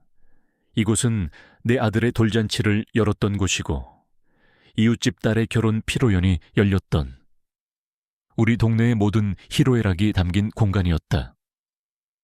하지만 오늘 밤 그 공간은 낯선 긴장감으로 가득 차 있었다. 초의 사장은 주민회관의 낡은 벽에 하얀 스크린을 걸고 프로젝터를 설치해 두었다. 수십 년의 기억이 쌓인 공간에 들여온 현대적인 장비가 이질적이고 폭력적으로 느껴졌다. 나는 누리를 발치에 앉히고 맨 뒷자리에 자리를 잡았다. 몇몇 이웃들이 나를 보고 수군거렸다. 저 영감님 또 회방 놓으러 왔나 봐. 자기 집 멋지게 고쳤다고 유세 떠는 거 아니야. 따가운 시선들이 등에 와서 박혔다. 김 반장은 단상 근처에서 어색한 표정으로 서성이다가 나와 눈이 마주치자 황급히 시선을 피했다. 그의 마음이 이미 최 사장 쪽으로 기울었음을 짐작할 수 있었다. 잠시 후 최 사장이 말쑥한 모습으로 단상에 올랐다. 그는 사람 좋은 미소를 지으며 마이크를 잡았다. 존경하는 동네 어르신, 주민 여러분, 바쁘신 와중에도 이렇게 많이 참석해 주셔서 진심으로 감사드립니다. 그의 연설은 매끄러웠다. 그는 처음에는 우리 동네의 역사와 전통을 존중하는 척하며 주민들의 마음을 열었다. 그리고는 곧바로 교묘하게 화제를 바꾸어 자녀들의 미래와 더 나은 주거 환경에 대한 장밋빛 환상을 심어주기 시작했다. 하지만 여러분, 언제까지나 과거의 추억에만 머물러 살 수는 없습니다. 우리 아이들과 손주들에게 더 안전하고, 더 깨끗하고, 더 가치 있는 환경을 물려주어야 할 의무가 우리에게는 있습니다. 그의 선동적인 말에 몇몇 주민들이 고개를 끄덕이기 시작했다. 분위기가 무르익었다고 판단했는지 최 사장은 비장의 무기를 꺼내 들었다. 그는 프로젝터를 이용해 스크린에 여러 장의 사진과 도표를 띄웠다. 이것은 저희가 전문 안전진단업체를 통해 실시한 긴급 안전진단 결과 보고서의 일부입니다. 스크린에는 금이 간 벽, 주저앉은 담장, 녹슨 수도관의 사진들이 연이어 나타났다. 모두 최근 동네에서 일어난 사고 현장들이었다. 물론 그것들이 그의 수하들이 만들어낸 작품이라는 사실을 아는 사람은 나 외에는 아무도 없었다. 그는 복잡해 보이는 그래프와 전문 용어들을 늘어놓으며 주민들을 현혹했다. 결론적으로 말씀드리자면 이 지역의 대부분 가옥은 안전 등급 D, 일부는 즉각적인 조치가 필요한 이 등급 판정을 받았습니다. 간단히 말해 언제 붕괴해도 이상하지 않은 재난위험구역이라는 뜻입니다. 재난위험구역이라는 말에 장내가 술렁이기 시작했다. 사람들의 얼굴에 공포의 빛이 떠올랐다. 최 사장은 그 공포를 놓치지 않고 쐐기를 박았다. 하지만 여러분, 걱정하지 마십시오. 저희가 해결책을 가지고 왔습니다. 그는 다음 화면에 파격적인 보상 조건이라는 제목의 문서를 띄웠다. 시세보다 월등히 높은, 믿을 수 없을 만큼 후한 보상액이 적혀 있었다. 술렁임은 곧 탐욕 섞인 감탄으로 바뀌었다. 사람들의 눈이 돈의 액수 위에서 반짝였다. 이것은 저희 투자사에서 여러분의 딱한 사정을 고려하여 마련한 특별 제안입니다. 여러분의 오랜 터전을 잃는 슬픔을 조금이나마 위로해 드리고자 국내 최고 수준의 보상액을 책정했습니다. 그의 말이 끝나자 곳곳에서 박수가 터져 나왔다. 분위기는 완전히 최 사장에게 넘어갔다. 그는 승리를 직감한 듯 만족스러운 미소를 지으며 마지막 카드를 꺼내 들었다. 다만 한 가지 조건이 있습니다. 이 파격적인 보상안은 오늘 이 자리에서 주민 전원의 동의를 얻는 것을 전제로 합니다. 저희 투자자들은 더 이상 이 위험한 사업에 시간을 끌고 싶어 하지 않습니다. 따라서 이 제안은 오늘 밤 자정까지만 유효합니다. 만약 오늘 합의가 이루어지지 않는다면 저희는 이 사업에서 완전히 손을 떼고 이 지역을 재난위험구역으로 시청에 정식 보고할 수밖에 없습니다. 그렇게 되면 여러분의 자산 가치는 폭락하게 될 것입니다. 그것은 실로 악마적인 제안이었다. 공포와 탐욕을 동시에 자극하여 생각할 시간을 주지 않고 주민들을 벼랑 끝으로 몰아쓰는 수법이었다. 지금 당장 이 돈을 받고 부자가 될 것인가? 아니면 저 고집쟁이 늙은이 때문에 평생 가난하게 살 것인가? 선택은 명확해 보였다. 장내는 흥분으로 들끓었다. 사람들은 동의서에 서명하기 위해 앞으로 몰려나갈 기세였다. 바로 그때 내가 자리에서 일어났다. 잠깐만 기다리시오. 나의 외침에 모든 사람들의 시선이 집중되었다. 장내에는 순간 정적이 흘렀다. 나는 떨리는 다리에 힘을 주며 단상 쪽으로 걸어 나갔다. 누리도 내 뒤를 조용히 따랐다. 여러분, 저 자의 말을 믿지 마시오. 저건 전부 거짓이오. 나는 목청껏 외쳤다. 최 사장의 얼굴에서 미소가 사라지고 차가운 표정이 스쳐 지나갔다. 저 보고서라는 것은 엉터리요. 이 집들은, 우리들의 집은 그렇게 쉽게 무너지지 않소. 이곳은 돈으로 계산할 수 없는 우리들의 삶과 추억이 담긴 곳이란 말이오. 내 절박한 외침은 그러나 돈에 눈이 먼 사람들의 귀에는 들리지 않았다. 가장 먼저 반박하고 나선 것은 최 사장의 수하들인 듯한 낯선 얼굴들이었다. 저 노인네가 지금 무슨 소리를 하는 거야. 우리 다 죽일 셈이야. 박 영감, 당신 혼자 잘 산다고 다른 사람들까지 위험에 빠뜨리지 마시오. 그들의 외침은 신호탄이 되었다. 곧 평생을 이웃으로 지내온 사람들의 비난이 화살처럼 날아와 내 가슴에 박혔다. 박 영감님, 제발 좀 가만히 계시오.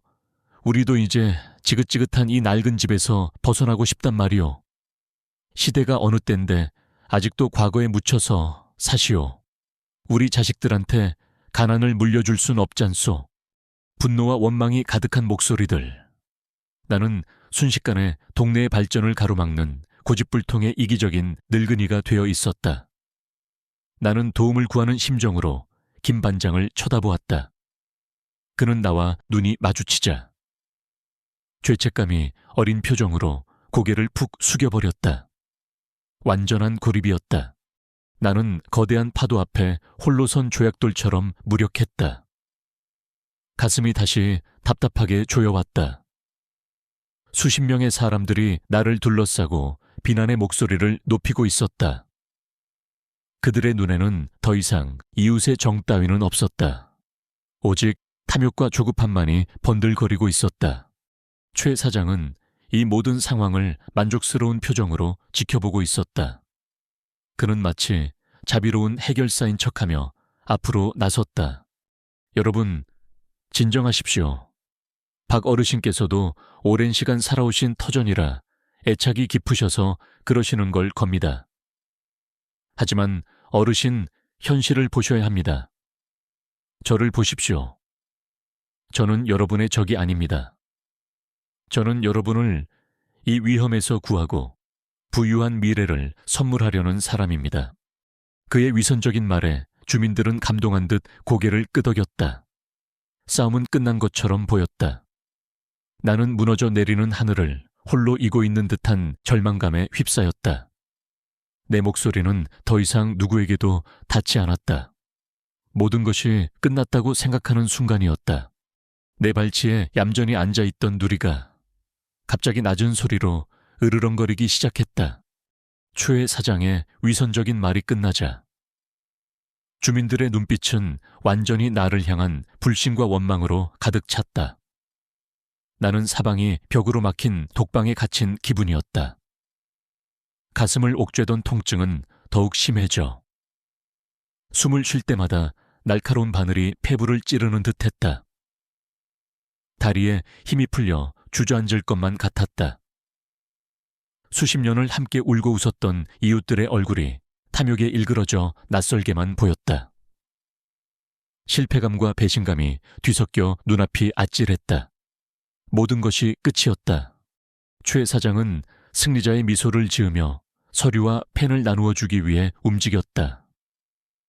주민들은 마치 구원의 동아줄이라도 잡는 것처럼 일제히 그를 향해 손을 뻗었다. 나의 패배가 확정되고 이 동네의 운명이 종이장 한 장에 팔려나가기 직전의 순간이었다. 바로 그때였다. 내 발치에서 나지막이 으르렁거리던 누리가 갑자기 용수철처럼 튀어나갔다. 녀석의 낮은 경고음은 순식간에 온 주민회관이 떠나가라 울리는 맹렬하고도 절박한 짖음으로 바뀌었다. 왕왕왕 깡깡. 하지만 녀석은 사람들을 향해 짖지 않았다. 녀석은 흥분한 주민들 사이를 헤치고 달려가 주민회관의 천장을 받치고 있는 거대한 중앙 기둥 아래에 멈춰 섰다. 그리고는 마치 그 기둥 안에 원수라도 들어있는 것처럼 앞발로 기둥의 아랫부분을 미친 듯이 긁어대며 짖기 시작했다. 장내에 소라는 순간 멎었다. 모든 사람들의 시선이 갑자기 돌출 행동을 하는 누리에게로 쏠렸다. 아니, 저 개가 왜 저래? 웬 난리야 시끄러우니 저게 좀 어떻게 해봐요. 최 사장의 얼굴이 짜증으로 일그러졌다. 그는 자신의 완벽한 시나리오에 흠집이 생긴 것이 불쾌하다는 듯 수아들에게 눈짓을 보냈다. 못들 해, 저 개 끌어내. 수아 중 한 명이 누리에게 다가가 목줄을 잡으려 했다. 하지만 누리는 더욱 사납게 짖으며 그를 향해 이빨을 드러냈다. 평소의 온순한 모습은 온데간데 없었다. 녀석의 행동에는 단순한 흥분이 아닌 무언가를 필사적으로 알리려는 듯한 처절함이 담겨 있었다. 나는 그 모습을 멍하니 바라보았다. 절망으로 마비되었던 나의 머릿속에 그날 밤의 기억이 번개처럼 스쳐 지나갔다. 나를 구하기 위해 방문을 긁고 내 옷소매를 물어뜯던 녀석의 필사적인 몸짓 누리는 이유 없이 행동하는 개가 아니다. 녀석의 본능은 언제나 진실을 향해 있었다. 믿어야 한다. 나 자신도 모르게 그런 생각이 심장을 관통했다. 이성과 논리가 아니라 불길 속에서 맺어진 생명의 연대가 내게 속삭이고 있었다. 저 작은 생명체를 믿어야 한다고. 이 잠깐 나는 나도 모르게 고함을 질렀다. 이전에 떨리는 목소리가 아니었다. 모든 소음을 압도하는 단호하고 권위 있는 목소리였다. 모든 사람들이 다시 나를 쳐다보았다. 나는 누리에게 다가가려는 남자를 손으로 막고 천천히 기둥 앞으로 걸어 나갔다. 모두 비켜 서시오. 이 개가 왜 이러는지 내가 확인해 봐야겠소. 사람들은 어리둥절한 표정으로 길을 터주었다. 나는 기둥 앞에 섰다. 이 기둥은 이 주민회관이 세워질 때부터 이 자리를 지켜온 수백 년 묵은 적송으로 만들어진 대들보였다. 나는 젊은 시절 아버지와 함께 이 기둥을 손질했던 기억이 있었다. 나에게는 단순한 기둥이 아니라 오랜 친구와도 같은 존재였다. 나는 허리를 숙여 누리의 등을 두드려주며 진정시켰다. 괜찮다. 누리야, 이제 내가 볼게. 그러자 녀석은 짖는 것을 멈추고 대신 여전히 기둥의 한 부분을 코로 킁킁거리며 떠나지 않았다. 나는 장인의 눈으로 기둥을 훑어보기 시작했다. 수십 년간 나무와 함께 살아온 나의 눈은 미세한 뒤틀림이나 균열도 놓치지 않았다. 나는 기둥의 표면을 손바닥으로 천천히 쓸어 올렸다. 거칠지만 정겨운 나무의 감촉. 그런데 누리가 긁어대던 기둥의 아랫부분에서 손끝의 감촉이 미세하게 달라졌다. 다른 부분은 세월의 흔적이 느껴지는 거친 나무 껍질의 질감이었지만 그 부분만은 매끄럽고 차가웠다. 자세히 들여다보니 그 부분은 나무가 아니었다. 교묘하게 나무 무늬를 그려 넣은 회반죽이었다. 아주 정교하게 위장했지만 페인트가 마른 지 얼마 되지 않아 미세하게 광택이 남아 있었고 코를 가까이 대자 오래된 나무 냄새가 아닌 역한 화학약품과 페인트 냄새가 희미하게 풍겨왔다. 누리가 그토록 지저댄 이유가 바로 이것이었다. 녀석의 예민한 후각이 이 인위적인 냄새를 감지한 것이다. 심장이 쿵쾅거리기 시작했다. 나는 손가락 관절로 기둥을 두드려 보았다. 통, 통, 통 건강한 소나무 기둥이 내는 깊고 단단한 소리가 울렸다. 그러다 회반죽을 바른 부분을 두드리자 퍽, 퍽, 퍽 하고 속이 텅 빈 둔탁하고 죽은 소리가 났다. 나무가 병들었을 때 내는 소리였다. 나의 의심은 확신으로 바뀌었다. 나는 몸을 돌려 단상에 서 있는 최 사장을 노려보았다. 최 사장, 내가 한 가지만 묻겠소. 이 기둥 언제 수리했소? 내 날카로운 질문에 최 사장의 눈이 순간 흔들렸다. 그는 애써 태연한 척하며 대답했다. 무슨 소리를 하시는 겁니까? 어르신, 보시다시피 이렇게 낡은 기둥을 누가 수리한단 말입니까? 그의 대답은 어설픈 거짓말이었다. 나는 더 이상 그와 말을 섞을 필요가 없다고 판단했다. 나는 주민들을 향해 돌아섰다. 여기 망치 가진 사람 없어. 망치. 내 외침에 주민들은 어리둥절한 표정으로 서로를 쳐다볼 뿐이었다. 그때 주민회관 구석에서 시설 관리를 담당하는 듯한 젊은이가 저한테 있습니다 라며 공구함에서 큼지막한 쇠망치를 꺼내 들고 왔다. 그는 호기심과 불안이 뒤섞인 눈으로 내게 망치를 건넸다. 나는 망치를 단단히 고쳐주었다. 모든 사람들의 숨소리마저 멎었다. 주민회관 안에는 침묵과 긴장감만이 감돌았다. 나는 심호흡을 한번 하고 회반죽이 발라진 기둥의 한가운데를 향해 망치를 휘둘렀다. 쩍! 날카로운 파여름과 함께 회반죽에 거미줄 같은 금이 갔다. 나는 다시 한번 망치를 휘둘렀다. 과직! 이번에는 회반죽 조각들이 우수수 떨어져 나갔다. 그리고 그 안에 감추어져 있던 끔찍한 진실이 모습을 드러냈다. 아, 세상에, 저게 뭐야? 주민들 사이에서 경악의 탄성이 터져 나왔다.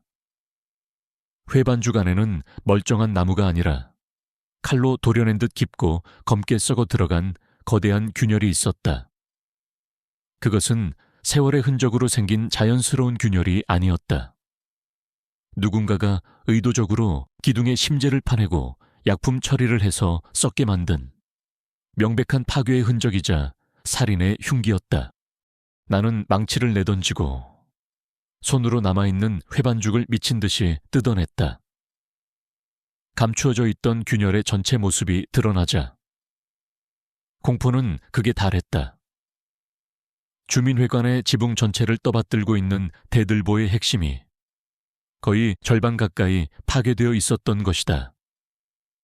최 사장의 안전보고서는 진실을 발견한 것이 아니었다.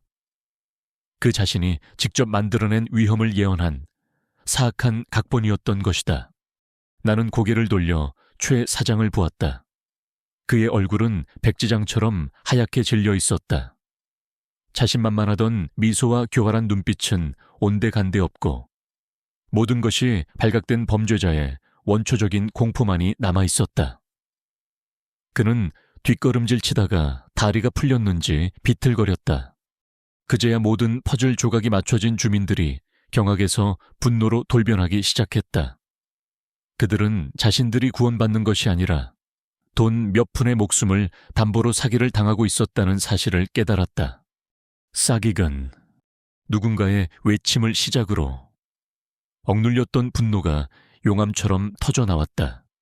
저 악마 같은 놈 우리를 다 죽이려고 했어. 저놈 잡아라, 경찰에 신고해.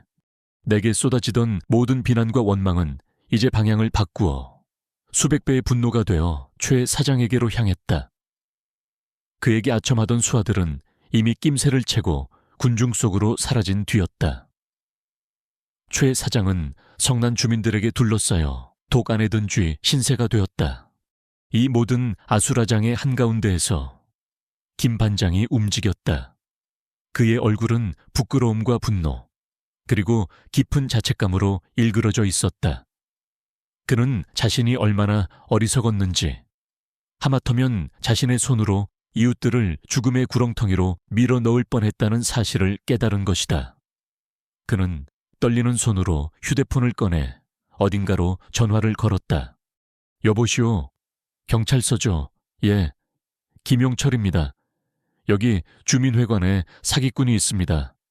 주민들을 상대로 사기를 치고 건물을 일부러 파손해서 우리를 위험에 빠뜨린 놈입니다.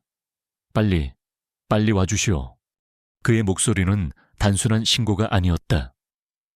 그것은 자신의 과오를 바로잡으려는 한 남자의 절규이자 뒤늦게나마 공동체의 편에 서겠다는 선언이었다. 멀리서 희미하게 경찰 사이렌 소리가 들려오기 시작했다. 나는 파괴된 기둥 옆에 선 채 내 다리에 조용히 몸을 기대고 있는 누리의 머리를 말없이 쓰다듬었다. 모든 소음이 멀어지고 내 귓께는 나와 누리의 숨소리, 그리고 우리를 향해 다가오는 희망의 사이렌 소리만이 선명하게 들려오고 있었다. 진실은 마침내 어둠을 찢고 그 모습을 드러낸 것이다. 사이렌 소리가 점점 가까워지며 주민회관의 낡은 유리창을 붉고 푸른 빛으로 물들였다. 최 사장은 성난 주민들에게 둘러싸여 완전히 포위된 채 사색이 되어 떨고 있었다. 잠시 후 경찰들이 들이닥쳐 순식간에 현장을 장악했다. 그들은 망연자실한 최 사장에게 수갑을 채웠다. 당신을 사기 및 재물송회, 살인미수 혐의로 긴급 체포합니다. 당신은 변호사를 선임할 수 있으며 경찰의 목소리가 주민회관 안에 울려 퍼졌지만 나는 그 소리가 아주 먼 곳에서 들려오는 것처럼 아득하게만 느껴졌다. 나는 그저 찢겨나간 기둥의 상처와 내 옆에 든든하게 서 있는 누리, 그리고 충격과 안도감이 뒤섞인 이웃들의 얼굴을 번갈아 볼 뿐이었다. 초의 사장은 체포되어 끌려가면서까지 나는 억울하다, 저 늙은이가 모함하는 거다라고 발악했지만 그의 외침은 그 누구의 마음에도 닿지 못했다. 경찰 조사가 끝나고 밖으로 나왔을 때 밤 공기는 차가웠지만 상쾌했다. 이웃들이 내 주위로 몰려들었다. 조금 전까지만 해도 나를 향해 원망과 비난을 퍼붓던 바로 그 사람들이었다. 그들의 얼굴에는 이제 부끄러움과 미안함, 그리고 진심 어린 고마움이 뒤섞여 있었다. 박 영감, 정말 미안하오. 우리가 눈이 멀어서. 정말 고맙습니다. 어르신과 이 강아지가 아니었으면 우린 큰일 날 뻔했어요. 누리야, 이놈 참 용하구나. 우리 동네 영웅이야. 영웅. 사람들은 돌아가며 내 어깨를 두드리고 누리의 등을 쓰다듬었다. 나는 그들의 사과와 칭찬에 어떻게 반응해야 할지 몰라. 그저 어색하게 고개만 끄덕였다. 나는 영웅이 되고 싶었던 것이 아니었다. 나는 그저 나의 집, 나의 삶, 그리고 나를 구해준 작은 생명체와의 약속을 지키고 싶었을 뿐이다. 그날 밤 이후 우리 동네는 큰 변화를 맞았다. 초의 사장의 악행은 신문과 방송을 통해 대대적으로 보도되었다. 그가 우리 동네뿐만 아니라 전국의 여러 낙후된 지역에서 비슷한 수법으로 사기 행각을 벌여왔다는 사실이 드러났다. 그의 회사는 압수수색을 당했고 공범들도 줄줄이 체포되었다. 텔레비전 뉴스 화면에 나오는 초라한 모습으로 포승줄에 묶인 초의 사장의 모습을 보며 나는 기묘한 허탈감을 느꼈다. 거대한 아기가 무너지는 것은 이토록 허무한 것인가. 며칠 후 해가 뉘엿뉘엿 넘어가는 저녁 무렵이었다. 누리와 함께 집 앞 툇마루에 앉아 있는데 누군가 대문 앞에서 머뭇거리는 것이 보였다. 김 반장이었다. 그는 며칠 전에 기세등등한 모습은 온데간데 없이 고개를 푹 숙인 채 서 있었다. 그의 손에는 사과 상자가 들려 있었다. 전통적인 사과의 방식이었다. 나는 말없이 그를 집 안으로 들였다. 그는 툇마루에 사과 상자를 조심스럽게 내려놓고는 갑자기 내 앞에서 허리를 90도로 깊이 숙였다. 박 선생, 정말 면목이 없어. 내가 죽을 죄를 지었어. 그의 목소리는 심하게 떨리고 있었다. 나는 아무 말도 하지 않았다. 그의 진심을 기다렸다. 나는 내 눈앞의 이익에 눈이 멀어 평생을 함께 살아온 이웃들을 위험에 빠뜨릴 뻔했소. 선생의 해안과 저 충견누리의 용기가 아니었다면 나는 이 동네를 망친 죄인으로 평생을 살아갔을 거요. 부디 이 어리석은 늙은이를 용서해 주시오. 그는 진심으로 뉘우치고 있었다. 그의 눈가에는 희미한 물기마저 어렸다.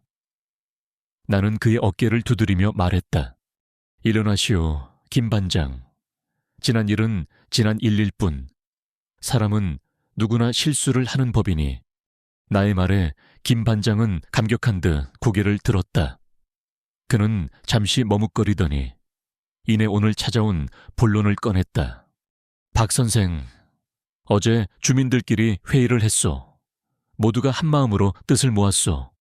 이번에 망가진 주민회관과 동네 시설들을 보수하는 일을 박 선생께서 직접 맡아주시길 바라오.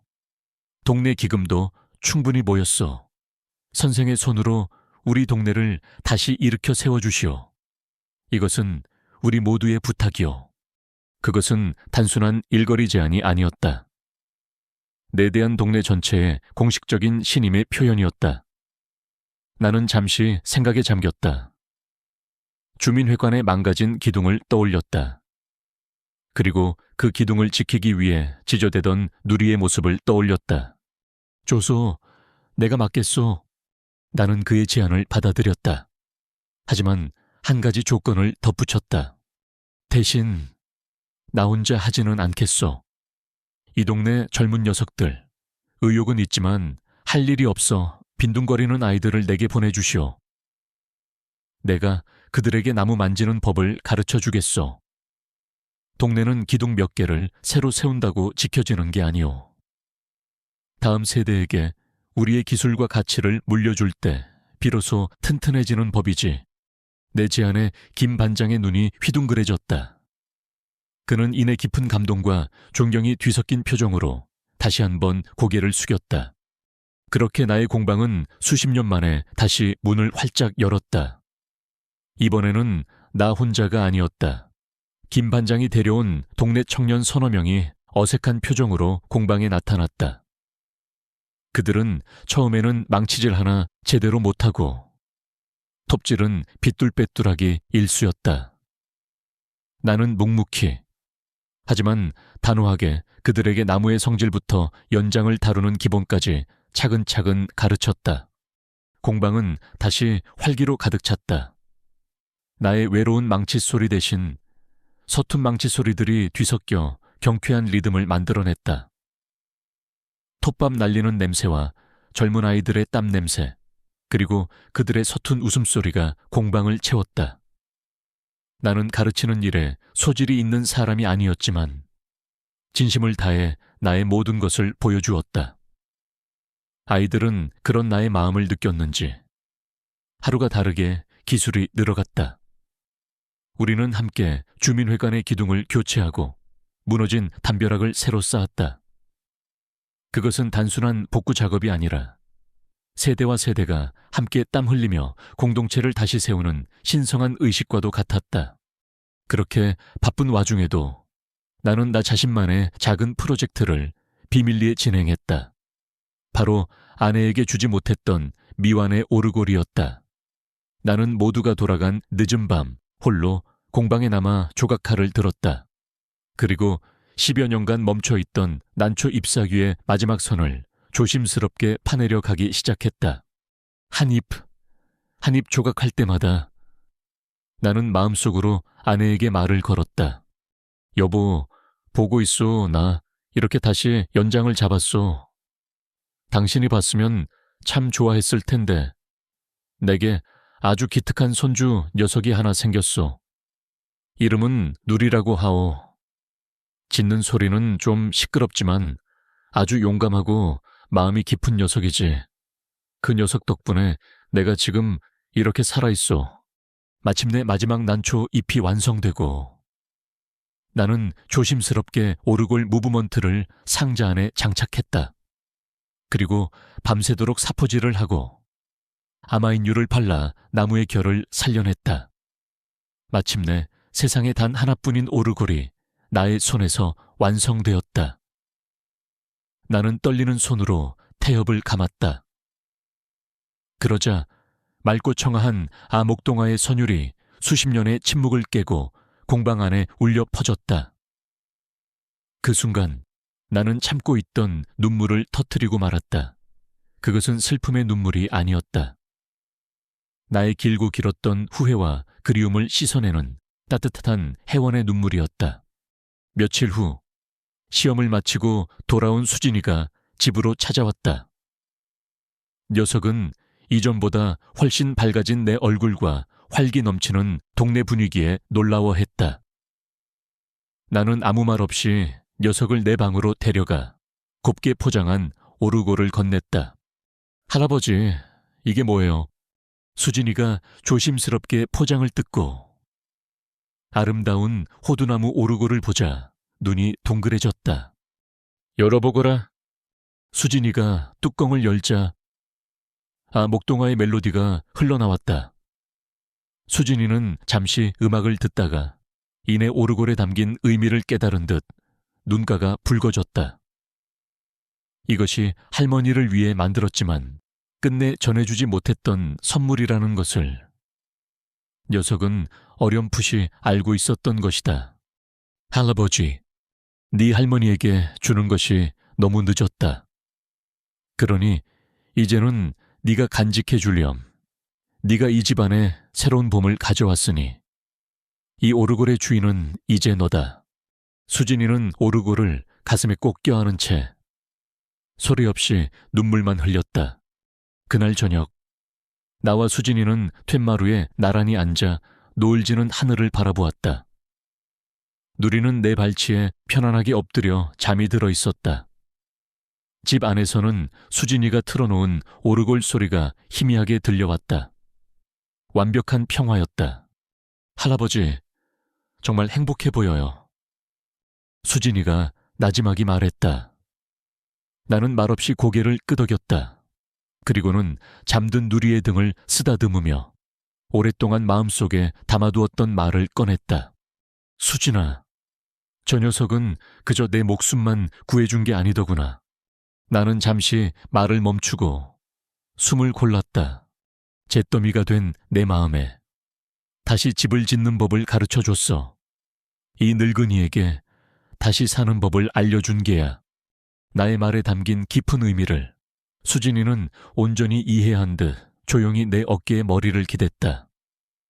노을은 마지막 빛을 바라며 세상을 황금빛으로 물들이고 있었다. 그것은 나의 길고 길었던 겨울이 끝나고 마침내 찾아온 두 번째 인생의 따뜻하고 찬란한 봄날의 저녁이었다. 그 후로 2년의 세월이 흘렀다. 시간은 강물처럼 흘러 상처 입었던 우리 동네의 풍경을 완전히 바꾸어 놓았다. 초에 사장이 남기고 간 탐욕의 상처는 이제 완전히 아물었고 그 자리에는 이전보다 훨씬 더 단단하고 아름다운 새살이 돋아났다. 우리 동네는 유명해졌다. 하지만 초에 사장이 원했던 방식과는 전혀 다른 이유로 유명해졌다.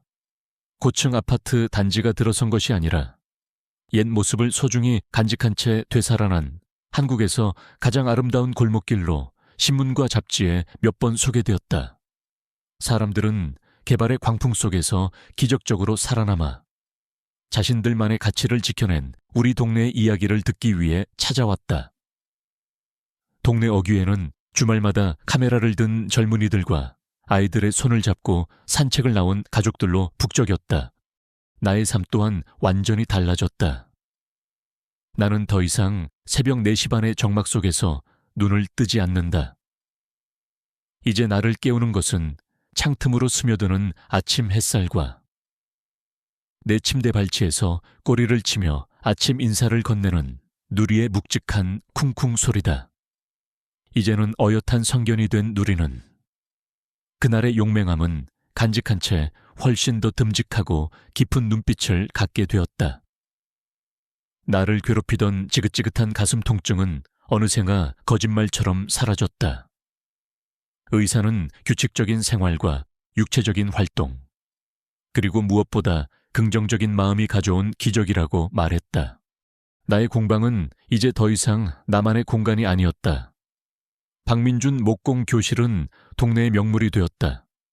처음에는 서너 명으로 시작했던 수강생은 이제 10여 명으로 늘었고 대기자 명단까지 생길 정도였다. 아이들은 이곳에서 나무를 다루는 법뿐만 아니라 인내와 집중력, 그리고 무언가를 자신의 손으로 창조해내는 기쁨을 배워갔다. 나는 여전히 말이 많은 선생은 아니었지만 아이들은 나의 무뚝뚝한 칭찬 한마디에 세상을 다 얻은 듯 기뻐했다. 아이들의 웃음소리와 서툰 망치소리로 가득 찬 공방. 그곳은 나의 새로운 심장이었다. 오늘 우리 동네에는 작은 축제가 열렸다. 바로 나와 목공 교실 아이들이 지난 몇 달간 땀 흘려 만든 동네의 새로운 상징. 느티나무길 문의 제막식이 있는 날이었다. 우리는 동네 어귀에 오래된 느티나무 양옆으로 아름드리 소나무를 다듬어 만든 튼튼한 문기둥을 세우고 전통 방식의 기와지붕을 얹었다. 제막식에는 온 동네 사람들이 모여들었다. 김 반장은 이제 동네의 든든한 어른으로서 감격의 참목소리로 축사를 했다. 2년 전 우리는 큰 위기를 맞았습니다. 하지만 우리는 그 위기 속에서 우리에게 정말 소중한 것이 무엇인지를 깨달았습니다. 그것은 돈이나 새 아파트가 아니라 바로 우리의 이웃과 우리가 함께 싸운 시간이었습니다. 그리고 그 사실을 우리에게 일깨워준 분이 바로 여기 계신 박민준 선생이십니다. 사람들의 박수와 함께 김 반장이 나에게 마이크를 넘겼다. 나는 쑥스러워 잠시 망설이다가 단상에 올라 짧게 말했다. 내가 한 일은 별로 없소.